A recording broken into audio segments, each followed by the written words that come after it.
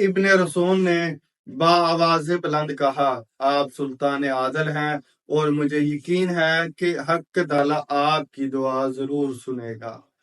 سلطان نور الدین محمود زنگی اور قاضی ابن رسول کی باتیں سن کر نجم الدین ایوب اور اسد الدین شیرا کے پس مردہ چہروں پر خوشی کی تیز لہر دوڑ گئی تھی، مگر تینوں حاسد عمرہ دل ہی دل میں ہنس رہے تھے کہ سلطان عادل یوسف کے باپ اور چچا کو جھوٹیاں تسلیاں دے رہے ہیں، ورنہ موت کی وادی میں گم ہو جانے کے بعد کون واپس لوٹ کر آیا ہے۔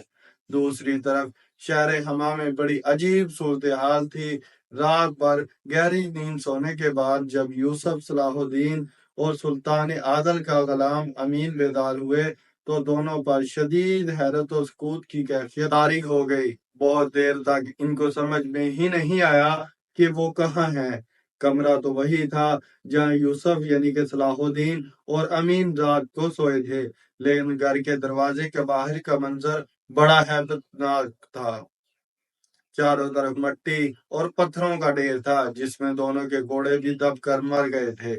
بہت دیر تک یوسف اور سلطان نور الدین زنگی کا غلام حیران و پریشان کھڑے رہے، پھر مکانات کے ملبے سے گزر کر وہ کچھ دور تک آگے بڑھے تاکہ کسی محلے دار سے مل کر صورتحال جاننے کی کوشش کرے، مگر کس سے پوچھتے کہ کل رات شہر حما پر کیا قیامت گزری۔ وہاں تو کوئی زندہ بھی نہیں بچا تھا۔ چند گھنٹوں کے انتہائی دشوار گزار سفر کے بعد یوسف اور امین کو اندازہ ہو گیا تھا کہ پورا شہر زلزلے کی لپیٹ میں آ چکا ہے اور بھوک اور پیاس کی شدت سے دونوں کا برا حال تھا۔ پھر وہ تھک کر بیٹھ گئے اور اللہ تعالیٰ کی اس بے مثال کرم کا شکریہ ادا کرنے لگے کہ خالق کائنات نے انہیں آفت ناگہانی سے محفوظ رکھا تھا۔ سلطان عادل کا غلام امین بہت خوش تھا اور بلند آواز میں اپنے جذبات کا اظہار کر رہا تھا، مگر یہ سوچ کر یوسف کی آنکھوں میں یکایک آنسو آ گئے کہ وہ جس مکان کے ملبے پر بیٹھے تھے اس کے نیچے پتہ نہیں کتنے مکین دفن تھے۔ شاہراہ عام تک پہنچتے پہنچتے شام ہو چکی تھی اور دونوں کے پاؤں چھالوں سے بھر گئے تھے۔ راستے سنسان تھے اور دور دور تک کسی ایسے سواری کا پتہ نہیں تھا جو انہیں قریبی شہر تک پہنچا سکے۔ مجبوراً یوسف اور امین نے وہ رات کھلے آسمان کے نیچے اس طرح گزاری کہ دونوں کے پیٹ خالی تھے اور ان کی زبانیں پیاس سے خشک ہو گئی تھی۔ پھر دوسری صبح وہ دونوں اس راستے سے گزرنے والے گھڑسواروں کی مدد سے قریبی سرائے تک پہنچے اور کھانا کھا کر اس طرح سوئے کہ رات کے وقت ان کی آنکھ کھلی۔ الغرض 3 دن کی اذیت ناک مسافت کے بعد یوسف اور امین انتہائی شکستہ حالت میں دارالحکومت شام پہنچے۔ پورے شہر میں شور مچ گیا، کسی کو ان کی زندگی کا یقین نہیں آ رہا تھا، مگر وہ دونوں زندہ تھے۔ پھر سلطان نور الدین محمود زنگی نے یوسف کے زندہ سلامت بچ جانے پر جشن خاص کا اہتمام کیا۔ خود سلطان عادل نے اپنے ہاتھ سے یوسف کو قبائے زرن نگار پہنائی۔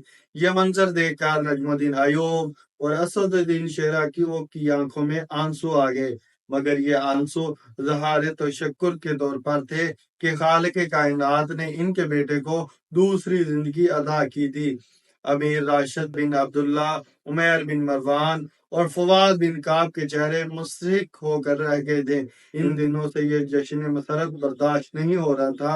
اگر ان کی یہ حرکت درباری آداب کے خلاف نہ ہوتی تو وہ یہ منظر دیکھنے کے بجائے دربار سے اٹھ کر چلے جاتے یا پھر اس جشن خاص میں شریک ہی نہ ہوتے، مگر قدرت کے کھیل بھی عجیب ہیں۔ وہ تینوں حاسد عمرہ یوسف کو اس طرح مردہ دیکھنا چاہتے تھے کہ اس کی قبر کا نام و نشان تک نہ ہوتا، مگر یہ کیسی ناقابل یقین بات تھی کہ یوسف نہ صرف زندہ تھا بلکہ سلطان نور الدین محمود زنگی نے اسے اپنے دست مبارک سے خلعت خاص پہنا رہے تھے۔ امیر راشد بن عبداللہ، فواد بن کعب اور عمیر بن مروان ناقابل بیان اذیت و کرب میں مبتلا تھے۔ سلطان نور الدین محمود زنگی ایک ولی صفت حکمران تھے۔ ان کی حکومت میں رقص و سرور اور شراب نوشی ممنوع تھی۔ اگر کچھ عمرہ بادہ کشتی کرتے بھی ہوں تو اپنے تہہ خانوں میں چھپ کر۔ پھر بھی اگر کوئی بااثر شخص اس لعنت میں مبتلا ہوتا اور اس کی بدکاری کا راز فاش ہو جاتا تو سلطان نور الدین زنگی اس کے عہد و منصب کا خیال کیے بغیر सरे आम कोड़े लगवाते। अगर सुल्तान आदल को कोई शौक था तो बस शेर व शायरी का, और शायरी भी ऐसी कि मुसलमानों के खून को गरमाती रहे और इनकी अखलाक की तरबियत करती रहे।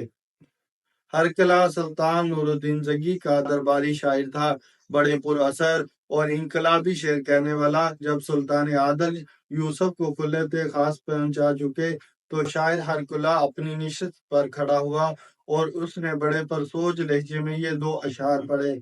जिस तरह अल्लाह ताला ने अपनी कुदरत बेपनाह के सबब हजरत यूसुफ अलैहिस्सलाम को अंधे कुएं में महफूज रखा और उनके भाइयों की फितना गिराना चालों को नाकाम बना दिया, इसी तरह परवरदिगार आलम ने हमारे यूसुफ के चारों तरफ भी अपने करम का हसार फेंक दिया था और वो जल्जले की तबाहकारियों से अमान में रहा। मेरी दुआ भी है और मुझे यकीन भी है कि महमूद हक की आइंदा भी इसी तरह यूसुफ को हासदों की नजर बद और जमाने की शर अंगेजियों से महफूज रखेगा। फिर कुछ दिन बाद ही शायर हरकला की दुआ आलम इस बात में जाहिर होगी। अमीर राशिद बिन अब्दुल्ला एक दिन अपने घोड़े पर सवार जा रहा था और उस वक्त घोड़ा अपनी पूरी रफ्तार में था। यकजक घोड़े ने ठोकर खाई और वो औंधे मुंह गिर पड़ा। अमीर राशिद बिन अब्दुल्ला जहनी तौर पर इस हादसे के लिए तैयार नहीं था, इसलिए घोड़े की लगामें इसके हाथ से छूट गई और वो दूर जा गिरा। गिरते वक्त राशिद बिन अब्दुल्ला का सर एक भारी पत्थर से टकराया। जरब इतनी शदीद थी कि सर की हड्डियां टूट गईं और दिमाग बाहर निकल आया। दूसरे अमीर फवाद बिन काब को इसके गुलाम ने सोते में कत्ल कर दिया। अमीर फवाद बिन काब एक इंतहाई जालिम और अजियत पसंद इंसान था। मामूली मामूली गलतियों पर अपने गुलाम रबला को सख्त सजाएं देता था और इस पर बहुत ज्यादा तशद्दुद करता था। आखिर इस मुसलसल अजाब से निजात हासिल करने के लिए फवाद बिन काब को इस वक्त कत्ल कर दिया जब वो गहरी नींद सो रहा था। तीसरा अमीर उमैर बिन मरवान यकयक अपना जहनी तवाजन खो बैठा। सुल्तानी तबीबों ने इसका बहुत इलाज किया मगर उमैर बिन मरवान की तबीयत रोज ब रोज बिगड़ती गई, यहाँ तक कि शाम के हर बड़े तबीब ने इसे लाइलाज करार दे दिया। और फिर एक दिन उमैर बिन मरवान के पैरों में भारी जंजीरें डाल दी गईं। वो मुकम्मल तौर पर पागल हो चुका था। उमैर इब्न मरकूम जो यूसुफ के खिलाफ साजिशें करने वाला पहला शख्स था, पहले ही मकतूबों मुफलिस हो चुका था। अब अचानक उस पर जजाम यानी कि कोड़े का हमला हुआ था और वो तस्वीर इबरत बनकर रह गया था। अगरचे इन चारों वाकयात को महज इत्तेफाक समझा गया, लेकिन दर हकीकत ये इन बदकार उमरा के अमाल की सजा थी जो उस वक्त जाहिर हुई जब इन लोगों ने यूसुफ के खिलाफ रेशादवानियां शुरू की। उमैर बिन मरकूम की तोहमत तराजी और जल्जले की तबाहकारी से महफूज रहने के बाद शाम के बाखबर दूर अंदेश लोगों ने समझ लिया था कि यूसुफ कोई गैर मामूली नौजवान है। यूसुफ की बाहिफाजत वापसी और कुल्लत खास से नवाजे जाने के बाद शारिया की खुशी का कोई ठिकाना नहीं रहा था। वो नजमुद्दीन अयूब के सामने बार बार अपना एक ही जुमला दोहराती रही, बाबा मैंने आपसे कहा था कि यूसुफ मुझसे मिले बगैर कहीं नहीं जा सकता। जब यूसुफ ने शारिया की बात सुनी तो वो अपने बाप के सामने खामोश रहा, लेकिन तन्हाई में इसने अपनी माँ जुबैदा से पूछा, उम्मे मोहतरम शारिया क्या कहती है? जुबैदा ने बड़ी मोहब्बत से अपने बेटे को इस वाक्य की तफसील बताते हुए कहा, मेरे बच्चे, जब तुम्हारी मौत की खबर शाम के गली कोचे में आम हो गई थी तो बस अजीजों और शनासाओं में यही एक लड़की थी जिसे तुम्हारी मौत का यकीन नहीं आया था। सरकारी परिंदों की इतलात सुनकर कुछ देर के लिए मैं भी मायूस हो गई थी, मगर शारिया के यकीन में जरा बराबर भी कमी नहीं आई थी। वो मुझसे और तुम्हारे बाद से यही कहती थी कि यूसुफ इससे मिले बगैर नहीं जा सकता। वालदा की बात सुनकर यूसुफ गहरी सोच में डूब गया। रोजे शब के मामूलात जारी थे, इनमें कोई नुमाया फर्क नहीं आया था, मगर शारिया के रवैये में एक बड़ी तब्दीली आ गई थी। वो पहले कभी कभी नजमुद्दीन अयूब के घर आती थी, लेकिन जल्जले के वाक़ये के बाद शारिया ने बिला नागा आना शुरू कर दिया था और वो कुछ देर तक अहले खाना के साथ रहती, फिर यूसुफ के कमरे में जाती, चंद लम्हों तक खोई खोई नजरों से यूसुफ के प्यारे को देखती रहती और ये दुआ देकर चली जाती, यूसुफ अल्लाह मेरी सांसें भी तुमको बख्श दे। अगरचे शारिया अपनी जज्बात का इजहार करने में बड़ी एहतियात बरतती थी, لیکن ایک دن اتفاق سے نجم الدین ایوب نے شاریہ کی بات سن لی۔ پھر جب وہ چلی گئی تو نجم الدین ایوب نے اپنی بیوی اور بیٹے کو تنہائی میں طلب کر کے کہا، یہ کنیز یہاں روزانہ کیوں آتی ہے؟ نجم الدین ایوب نے اپنی بیوی کو مخاطب کرتے ہوئے کہا، اس کے لہجے میں ہلکی سی سختی تھی، وہ بے ماں باپ کی بچی ہے۔ شاریہ کے لیے زبیدہ کے لہجے سے گہری ہمدردی اور کسی حد تک محبت بھی جھلک رہی تھی۔ وہ اپنے احساس جرم کی شدت کم کرنے کے لیے ہمارے گھر آئی تھی، اور پھر اس نے کبھی کبھی آنے کے لیے آپ سے اجازت بھی طلب کی تھی۔ زبیدہ نے شاریہ کی صفائی پیش کرتے ہوئے کہا، میں نے اسے کبھی کبھی آنے کی اجازت دی تھی۔ نجم الدین ایوب کا لہجہ مزید سخت ہو گیا تھا، اور اب میں اس اجازت نامے کو منسوخ کرتا ہوں۔ شاریہ سے کھلے لفظوں میں کہہ دیا جائے کہ آئندہ وہ ہمارے گھر میں داخل نہ ہو۔ شوہر کا حکم سن کر زبیدہ اور یوسف دونوں حیران رہ گئے۔ پھر جب کچھ دیر بعد حیرت و سکوت کی یہ کیفیت زائل ہوئی تو زبیدہ نے نجم الدین ایوب سے پوچھا، آخر آپ کو یہ نیا حکم صادر کرنے کی ضرورت کیوں پیش آئی؟ وہ بے سہارا اور معصوم بچی جو ہمارے اہل خانہ کی طرح ہے، اس پر کسی وجہ کے بغیر گھر کے دروازے کیسے بند کیے جا سکتے ہیں؟ مجھ میں اتنی اخلاقی جرت نہیں کہ شاریہ کو یہاں آنے سے روک دیں۔ آپ نادان و کم نظر ہیں۔ بیوی کی بات سن کر نجم الدین ایوب کے چہرے پر ناگواری کا گہرا رنگ ابھر آیا تھا۔ وہ شاریہ بے سہارا تو ہو سکتی ہے، لیکن وہ معصوم ہرگز نہیں۔ میں آپ کی بات سمجھنے سے قاصر ہوں۔ زبیدہ کی حیرت میں مزید اضافہ ہو گیا تھا۔ یوسف بظاہر خاموش تھا، مگر باپ کی باتوں نے اس کے ذہن کو بھی بری طرح الجھا کر رکھ دیا تھا۔ اپنے جرم پر ندامت کا اظہار کرنا تو صرف ایک بہانہ ہے۔ نجم الدین ایوب نے سخت لہجہ اختیار کرتے ہوئے کہا، وہ معصوم نہیں، ایک شاطر کنیز ہے۔ میں نے اس کی گفتگو سنی ہے، وہ یوسف کو یوسف کہہ کر پکارتی ہے۔ اس کی بے تکلفی کسی اور ہی طرف اشارہ کرتی ہے۔ بابا محترم، شاریہ میری ہم عمر ہے، پھر اس میں کیا مزاح کا؟ اس گفتگو کے دوران میں یوسف نے پہلی بار لب کشائی کی۔ تم ایک سپہ سالار اور معزز خاندان کے فرد ہو۔ نجم الدین ایوب کے لہجے سے نسلی تفاخر اور جاہ و منصب کا غرور جھلکنے لگا تھا۔ اور شاریہ کیا ہے؟ ایک معتوب اور بدکار امیر کی کنیز، پھر وہ حفظ مراتب کا خیال کیوں نہیں رکھتی؟ یوسف کو اس طرح مخاطب کرتی ہے جیسے میرا بیٹا اس کا ہم مرتبہ اور ہم منصب ہے۔ زبیدہ کے بعد شوہر کے اس سوال کا کوئی جواب نہیں تھا۔ وہ الجھے ہوئے انداز میں نجم الدین ایوب کی طرف دیکھ رہی تھی۔ اس بے تکلفی کے پیچھے اس کی بدنیشتی پوشیدہ ہے۔ نجم الدین ایوب نے اپنی بات جاری رکھتے ہوئے کہا، وہ ہم لوگوں سے نہیں، صرف یوسف سے ملنے آتی ہے۔ بابا محترم، میں نے آج تک شاریہ کی کوئی ناشائستہ حرکت نہیں دیکھی۔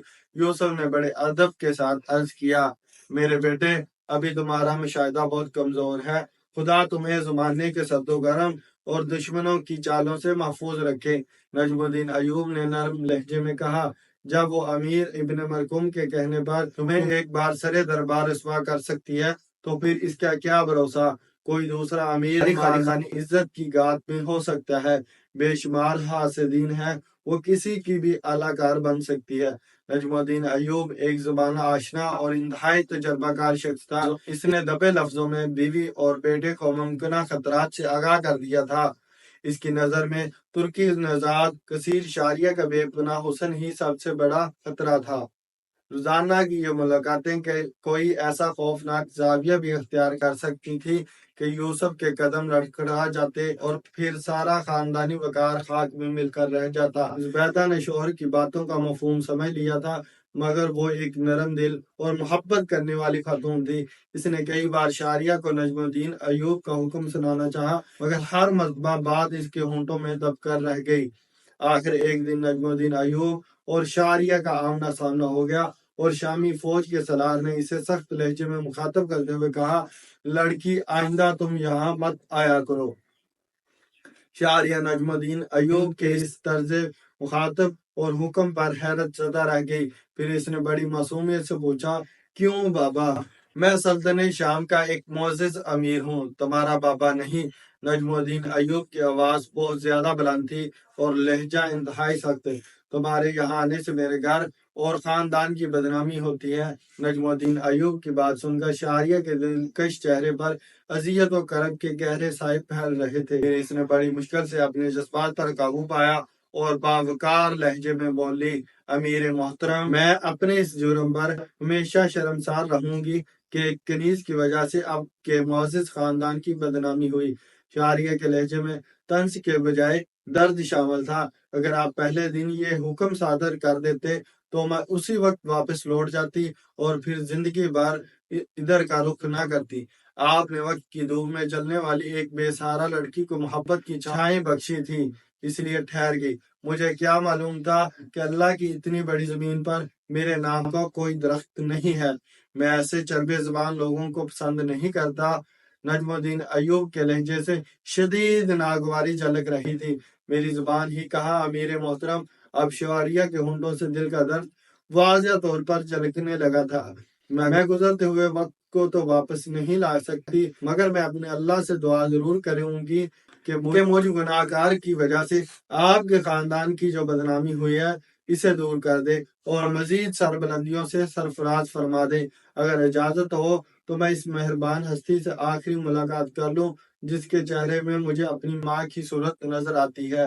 نجم الدین ایوب نے خاموش رہ کر اپنی رضامندی کا اظہار کر دیا۔ شاعریہ تیزی سے آگے بڑھی اور زبیدہ کے کمرے میں چلی گئی۔ زبیدہ اداس بیٹھی تھی۔ اس نے نجم الدین ایوب اور شاعریہ کے درمیان ہونے والی گفتگو سن لی تھی۔ بیٹی، میں بہت مجبور ہوں۔ یہ کہتے کہتے زبیدہ کی آنکھوں میں آنسو آ گئے۔ آپ بھی ایک معزز سردار کی بیوی ہیں، مگر میں نے کبھی آپ کے چہرے پر میرے امنا غرور کی جھلک نہیں دیکھی۔ یہ کہتے کہتے شاعریہ بھی رونے لگی۔ یہی وجہ تھی کہ میں آپ کے خد و خال میں اپنی ماں کو تلاش کرتی تھی، ورنہ حقیقت یہ ہے کہ سرداروں اور لونڈی غلاموں کی ماؤں میں بہت فرق ہوتا ہے۔ میں صرف یہ عرض کرنے آئی ہوں کہ آپ امیر محترم کو یقین دلا دیں کہ میری وجہ سے اس خاندان کی عظمت پر کوئی حرف نہیں آئے گا۔ یہ کہہ کر شاعریہ تیزی کے ساتھ چلی گئی۔ عشاء کی نماز کے بعد قاضی ابن ارسون اپنے کتب خانے میں بیٹھے تھے اور فقہ کی کسی کتاب کے مطالعے میں مصروف تھے۔ اسی وقت ایک خدمتگار شاگرد نے اطلاع دی کہ کوئی خاتون آپ سے ملنا چاہتی ہے۔ قاضی ابن ارسون نے حیرت سے اپنے شاگرد کی طرف دیکھتے ہوئے کہا، اتنی رات گئے؟ ان سے کہو کہ وہ کل نماز عصر کے بعد آ جائیں۔ میں نے ان سے کہا تھا، مگر وہ کوئی بہت ہی ضرورت مند خاتون معلوم ہوتی ہے۔ شاگرد نے عرض کیا، تو پھر انہیں فوراً بھیج دو۔ قاضی ابن ارسون نے کہا اور زیر مطالعہ کتاب بند کر دی۔ چند لمحوں بعد ہی چادر میں لپٹی ہوئی ایک عورت کتب خانے میں داخل ہوئی اور اس نے بڑے ادب کے ساتھ سلام کیا۔ قاضی ابن ارسون عورت کے سلام کا جواب دیتے ہوئے اٹھے اور کتب خانے کا دروازہ بند کر کے دوبارہ اپنی مسند پر بیٹھ گئے۔ اس دوران میں عورت نے سر سے چادر ہٹا دی تھی اور اس کا چہرہ بے نقاب ہو گیا تھا، مگر قاضی صاحب کو خبر نہیں تھی کہ وہ عورت کون ہے، کیونکہ ان کی نظریں جھکی ہوئی تھی۔ قاضی صاحب، میں شاعریہ ہوں۔ کچھ دن پہلے آپ کی عدالت میں میرا مقدمہ پیش ہوا تھا۔ شاعریہ نے انتہائی رقت آمیز لہجے میں کہا۔ اس کی آنکھوں سے آنسو برس رہے تھے۔ قاضی ابن ارسون شاعریہ کو بلا کس طرح بول سکتے تھے؟ آواز سنتے ہی قاضی صاحب نے گھبرا کر شاعریہ کی طرف دیکھا۔ کیا پھر تمہیں کسی نے ستایا ہے؟ اس بار تو مجھے ایک شخص امیر ابن مرقوم نے ستایا تھا اور میں آپ کی عدالت میں فریاد کرنے حاضر ہوئی تھی۔ شاعریہ کی آنکھوں سے بہنے والے آنسوؤں میں تیزی آ گئی تھی اور اس بار شاعریہ کے آنسو دیکھ کر قاضی ابن مرسون بھی مضطرب ہو گئے۔ اس بار میں ساری دنیا کے خلاف مقدمہ کرنے آئی ہوں۔ یہ کہتے کہتے شاعریہ ہچکیوں سے رونے لگی۔ شاعریہ کی یہ حالت دیکھ کر قاضی ابن ارسون حیران و پریشان تھے۔ تم مجھے پورا واقعہ تو بتاؤ، تمہارے ساتھ انصاف ہوگا۔ قاضی ابن ارسون شاعریہ کو تسلیاں دینے لگے۔ یہ دنیا مجھے بہت ستاتی ہے قاضی صاحب۔ شاعریہ بچوں کی طرح رو رہی تھی۔ ایک دن مار ہی ڈالے گی۔ اس سے پہلے کہ میں ذلت و بے کسی کی موت مر جاؤں، مجھے اپنے کتب خانے میں پناہ دے دیں۔ یہ کتابیں تو مجھ سے نہیں کہیں گی کہ میرے چھونے سے ان کی بدنامی ہو رہی ہے۔ شاعریہ کے رواد و غم سن کر قاضی ابن ارسون کی آنکھوں میں آنسو آ گئے۔ پھر انہوں نے شاعریہ کو اپنے حلقہ شاگردی میں داخل کر لیا۔ یوسف کئی دنوں سے ذہنی طور پر بہت الجھا ہوا نظر آ رہا تھا۔ اس کی الجھن کی وجہ شاعریہ نہیں بلکہ وہ خواب تھا جو اسے مسلسل کئی دن سے نظر آ رہا تھا۔ جب یوسف سونے کے لیے اپنے بستر پر دراز ہوتا اور پھر جیسے ہی اس کی آنکھ کھلتی وہ خود کو ایک عظیم الشان کتب خانے میں مطالعہ کرتا ہوا پاتا۔ پھر اچانک کسی گوشے سے ایک نورانی صورت بزرگ نمودار ہوتے اور قریب آ کر انتہائی پرجلال لہجے میں یوسف سے مخاطب ہوتے۔ تمہیں اس کام کے لیے پیدا نہیں کیا گیا کہ گوشہ گیر ہو کر کتابوں کے اوراق میں گم ہو جاؤ۔ باہر نکل کر دیکھو، ملت اسلامیہ خون کے اسلام میں غرق ہو رہی ہے۔ یہ کہہ کر وہ بزرگ غائب ہو جاتے اور یوسف گھبرا کر اٹھ جاتا۔ اسے اپنے جسم میں ہلکی لرزش محسوس ہوتی، جیسے یہ بزرگ کی حیبیت کا اثر ہو۔ پھر وہ اس خواب کے اثر سے بہت دیر تک اضطرابی کیفیت میں اپنے بستر پر کروٹیں بدلتا رہتا۔ صبح ہوتے ہی یوسف دنیا کی ہنگامہ خیزیوں میں گم ہو کر رات کے خواب کو بھول جاتا، مگر جب دوسری رات آتی اور اس کی آنکھ لگتی تو پھر خواب میں وہی بزرگ نظر آتے اور وہی مخصوص کلمات ادا کر کے غائب ہو جاتے۔ یوسف بزرگ کو پہچاننے اور ان کے الفاظ کا مفہوم سمجھنے سے قاصر تھا۔ پھر جب ایک ہی خواب بلا ناغہ نظر آنے لگا تو یوسف اپنے استاد گرامی قاضی ابن ارسطو کی خدمت میں حاضر ہوا اور اپنا پورا خواب بے کم و کاست بیان کر دیا۔ خواب سننے کے بعد قاضی ابن ارسطو نے یوسف سے پوچھا، تم اپنے خواب کا کوئی حصہ بول تو نہیں رہے ہو، یا تم اپنی طرف سے خواب میں کوئی اضافہ تو نہیں کر دیا؟ یوسف کچھ دیر تک اپنے ذہن پر زور ڈال کر سوچتا رہا، پھر انتہائی مؤدب لہجے میں عرض کرنے لگا، استاد گرامی، مجھے بزرگ کی زبان سے ادا ہونے والا ایک ایک لفظ اور اپنے خواب کا ایک ایک منظر یاد ہے۔ یوسف، کیا تم نے ان بزرگ کو اس سے پہلے کبھی خواب میں دیکھا؟ قاضی ابن ارسطو نے اپنے شاگرد سے دوسرا سوال کیا۔ بس اسی خواب کے حوالے سے ان بزرگ کو مسلسل خواب میں دیکھا ہے، اس سے پہلے وہ کبھی نظر نہیں آئے۔ یوسف نے عرض کیا۔ قاضی ابن ارسطو کچھ دیر تک یوسف کی پیشانی کو بہت غور سے دیکھتے رہے، پھر نہایت محبت آمیز لہجے میں کہنے لگے، یوسف، تم نے یہ خواب کسی اور کے سامنے تو بیان نہیں کیا ہے۔ محترم، پہلے تو میں خود ہی کئی دن تک اس خواب کی تعبیر سمجھنے کی کوشش کرتا رہا۔ یوسف نے بسطِ احترام عرض کیا۔ پھر جب عاجز آ گیا تو آپ کی خدمت عالیہ میں حاضر ہو گیا۔ یوسف کا جواب سن کر قاضی ابن ارسطو نے اپنی آنکھیں بند کر لی۔ انہیں دیکھ کر محسوس ہوتا تھا جیسے وہ اس وقت مراقبے کی حالت میں ہوں۔ پھر کچھ دیر بعد قاضی ابن ارسطو نے آنکھیں کھولی اور اپنے شاگرد سے مخاطب ہو کر بولے، تم اپنا یہ خواب کسی سے بیان کرنا بھی نہیں، یہ ایک غیبی اشارہ ہے۔ اللہ تعالیٰ نے دنیا کے تمام انسانوں کو مختلف ذمہ داریاں دے کر اس عالم اسباب میں بھیجا ہے۔ میں تمہارے ذوق علم سے خوب واقف ہوں، مگر قدرت کو کچھ اور ہی منظور ہے۔ وہ تمہارے ہاتھوں میں قلم کی بجائے شمشیر دیکھنا چاہتی ہے۔ یہ کہہ کر قاضی ابن ارسطو کے لیے خاموش ہو گئے۔ یوسف اپنے خواب کی تعبیر سن کر کچھ دیر تک حیرت کی کیفیت سے دوچار رہا، پھر مؤدب لہجے میں عرض کرنے لگا، استاد گرامی، مجھے قتال و جدال، مال و منال اور نصب و جات سے کوئی رغبت نہیں۔ یہ شاہ سواری اور شمشیر زنی بھی میں نے والد محترم کے اسرار پر سیکھی ہے، ورنہ شعر و شاعری میرا تیر و کمان ہے، قلم میری شمشیر ہے اور مناظروں کی مجلس میرا میدان جنگ۔ دنیا کی باقی چیزوں کو میں کوئی اہمیت نہیں دیتا۔ قاضی ابن ارسطو اپنے شاگرد خاص کے فطری رجحان سے واقف تھے، اس لیے جواب دینے میں کسی قدر تاخیر سے کام لیا۔ پھر نہایت پرسوچ لہجے میں یوسف سے مخاطب ہوئے، آج میں نے تمہیں افضل البشر امیر المومنین حضرت ابو بکر صدیق رضی اللہ تعالیٰ عنہ کا ایک قول مبارک سناتا ہوں کہ اس حرف کو غور سے سنو اور ہمیشہ سینے میں دفن کر لو۔ استاد گرامی کی اس فہمش پر یوسف ہمتاً گوش ہو گیا۔ خلیفہ اول نے فرمایا کہ جو قوم جہاد ترک کر دیتی ہے، اللہ تعالیٰ اسے دنیا میں ذلیل و خوار کر دیتا ہے۔ حضرت صدیق اکبر کا قول مبارک بیان کرتے کرتے قاضی ابن ارسطو کی آنکھوں میں آنسو آ گئے۔ یوسف، تمہیں یہ راز معلوم ہے کہ تلوار ہی اسلامی سرحدوں اور کتب خانوں کی حفاظت کرتی ہے۔ طرابلس کا عظیم الشان کتب خانہ عیسائیوں نے صرف اس لیے جلا کر خاص تر کر دیا کہ اس کی حفاظت کے لیے تلواریں اور سپاہی نہیں تھے۔ قاضی ابن ارسطو کی مختصر تقریر اس قدر حیرت انگیز تھی کہ یوسف رواں دواں ہو کر کھڑا ہو گیا اور اسے یوں محسوس ہونے لگا جیسے پورے بدن میں چنگاریاں بھر گئی ہیں۔ یہ تمہارے لیے عظیم خوشخبری ہے کہ تمہیں اس طرح خواب میں تنبیہ کی گئی۔ ہم تو ناکارہ لوگ تھے کہ زندگی بھر ایک گوشے میں پڑے رہے، مگر تمہارے سامنے ایک عظیم مقصد حیات ہے۔ قاضی ابن ارسطو نے رکت امیز لہجے میں کہا، اگر تم کتب خانہ چھوڑ کر میدان جنگ کا رخ نہیں کرو گے تو اللہ بے نیاز ہے، وہ کسی اور کو منتخب کر لے گا۔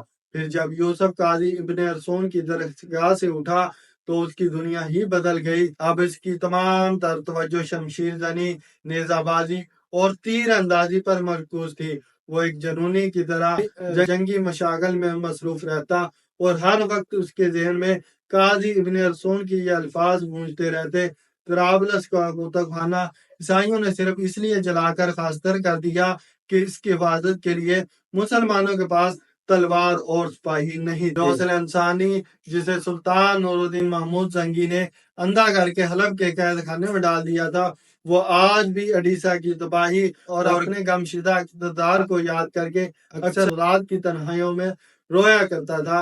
اور دوسری طرف سینٹ برنارڈ صلیب ہاتھ میں لیے ہوئے عیسائی سلطنت کا طوفانی دورہ کر رہا تھا۔ پہلے اس نے اڈیسا کی بربادی کا مرثیہ پڑھ کر شاہ فرانس لوئس ہفتم کو صلیبی جنگ کے لیے آمادہ کیا، پھر وہ فریاد و دفعہ اور سینہ کوبی کرتا ہوا جرمنی کے شہنشاہ کانرڈ سوم کے دربار میں پہنچا اور اسے مقدس جنگ میں شامل ہونے کی ترغیب دی۔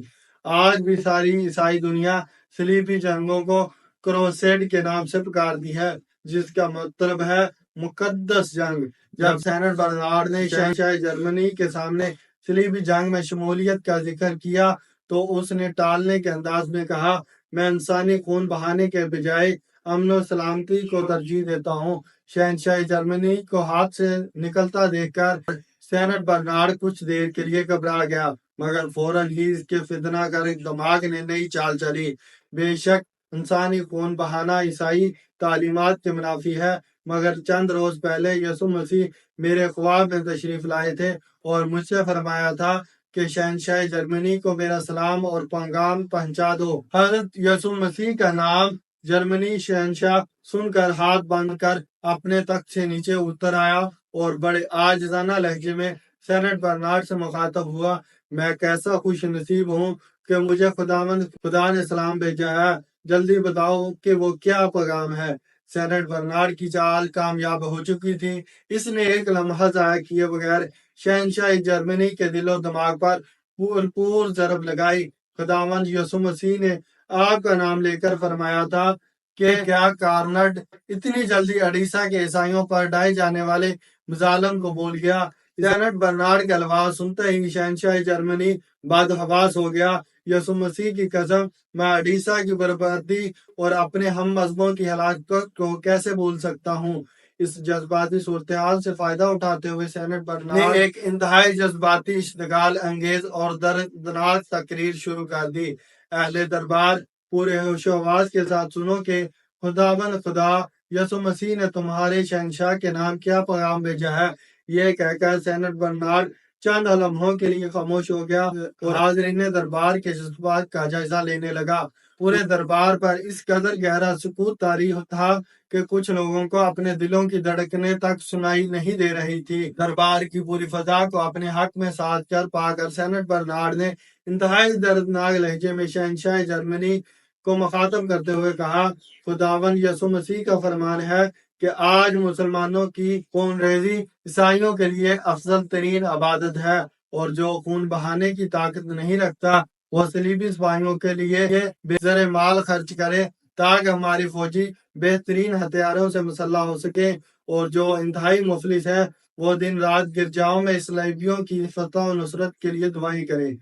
السلام علیکم دوستو، میں محمد اسد اور آپ دیکھ رہے ہیں ہمارا یوٹیوب چینل۔ دوستو انشاءاللہ بہت جلد حاضر ہوں گے ایک نئی ویڈیو کے ساتھ، تب تک کے لیے اللہ حافظ۔